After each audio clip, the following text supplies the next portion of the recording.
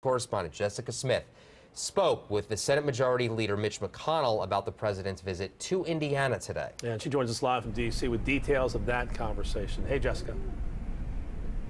Hey there, Majority Leader Mitch McConnell is glad to see the president and vice president in Indiana because he told me Republicans just cannot talk about tax reform enough. This is what they're going to be campaigning on leading up to the elections this fall as they try to unseat Democratic Senator Joe Donnelly. McConnell told me he believes the tax law is working because you see the bonuses and the pay raises that companies are giving their employees. But critics say the new tax law benefits corporations more than it benefits people, everyday people. That's because the corporate tax cuts are permanent while the individual tax cuts are temporary. There is talk here in Washington of the possibility of a phase 2 of tax reform to make those individual cuts permanent.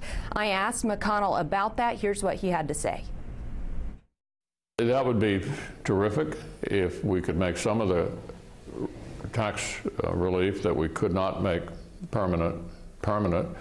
I'd be all for that. And if we had 60 votes, which is what it would require in the Senate to accomplish that, we would turn to it and approve it.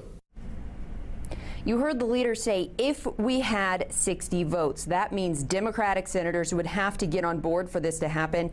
That will likely be a tough sell, especially because there are some Republicans who might be worried about adding any more to the deficit. Now, McConnell did tell me he shares the concerns of some farmers in Indiana and Kentucky that a potential trade war could cancel out any benefits they see from tax reform. That's why he told me he is urging the president to be careful as he considers tariffs and other trade deals. Reporting in Washington, I'm Jessica Smith, 24 Hour News 8.